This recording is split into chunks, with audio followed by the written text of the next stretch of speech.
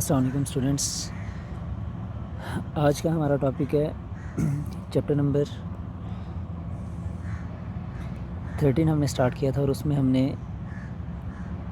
Functions के बारे में पढ़ रहे थे कि सी प्रोग्रामिंग के अंदर फंक्शंस क्या होते हैं।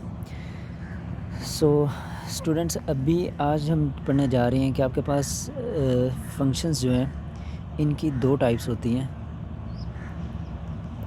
एक आपके पास आ जाता है बिल्ट इन फंक्शन और सेकंड नंबर पे आपके पास आ जाता है user defined function. Built in function क्या होता है और यूज़र डिफाइंड फंक्शंस क्या होता है, इनके बारे में हम स्टडी करने जा रहे हैं। मूव करते हैं सबसे पहले जो आपके पास बिल्ट इन फंक्शन है।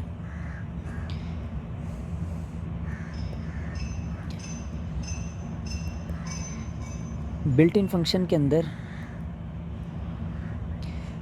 सबसे जो फर्स्ट आपके पास आता है जो बने बनाए फंक्शन, ऑलरेडी फंक्शन जो बने होते हैं वो आपके पास बिल्ट इन फंक्शन होते हैं। फॉर एग्ज़ाम्पल जिस तरह हैश इंक्लूड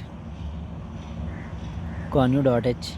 अब ये आपके पास हेडर फाइल है। अब ये हेडर फाइल की जो डेफिनेशन है, इसका क्या मतलब है, जो आपके पास CLS है, क्लियर स्क्रीन का जो आपके पास फंक्शन है, ये आपके पास इस कानियो फाइल की वजह से इसकी जो डेफिनेशन है वो इस कानियो फाइल के अंदर पड़ी हुई है, जिसकी वजह से ये चलता है, जिसकी वजह से ये आगे एग्जीक्यूट करता है। इस तरह के जो फंक्शन है वो आपके पास बिल्ट इन फंक्शन है। कुछ फंक्शन ऐसे होते हैं जो यूज़र खुद ही बनाता है। अब यूज़र जो फंक्शंस बनाता है, यूज़र डिफाइंड फंक्शंस, वो कौन से फंक्शन होते हैं उनको हम अभी प्रैक्टिकल के अंदर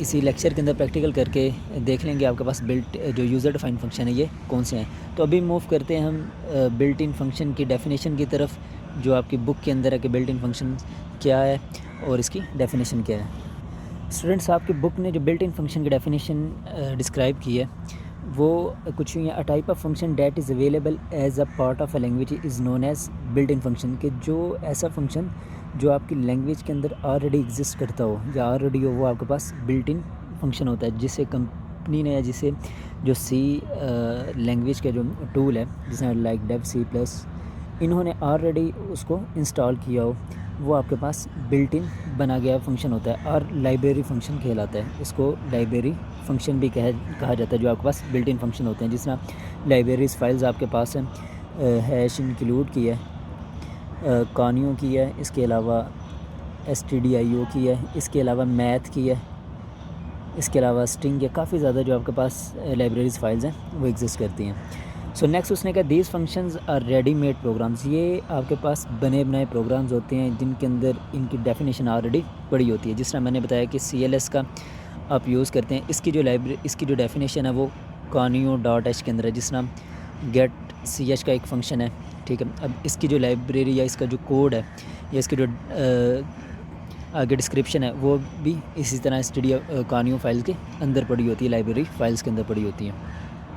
फर्दर वो कह रहे हैं these function are stored in different header file. ये वाले फंक्शन आपके पास डिफरेंट हेडर फाइल्स के अंदर स्टोर होते हैं। जिस तरह ऑलरेडी मैं एग्जांपल दे चुका हूँ conio.h की, या जिस तरह stdio स्टैंडर्ड इनपुट आउटपुट के लिए आप प्रिंट एफ की जो डेफिनेशन है stdio.h, ये हेडर फाइल है, इसके अंदर आपके पास प्रिंट एफ की डेफिनेशन इसके अंदर स्टोर होती है और स्कैन एफ की डेफिनेशन भी आपके पास इसके अंदर स्टोर होती है। तो ये आपके पास रेडीमेड प्रोग्राम्स बने होते हैं। फिर कह रहा है built in function make programming fast and easier. इसकी वजह से आप जो प्रोग्रामिंग है वो जल्दी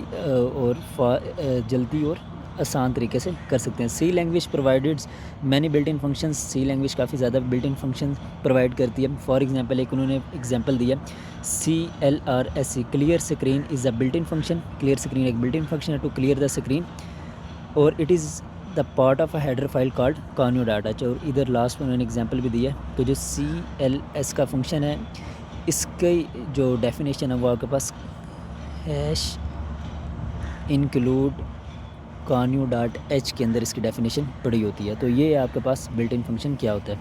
अब मूव करते हैं हम अपने जो यूज़र डिफाइंड फंक्शन है वो क्या है।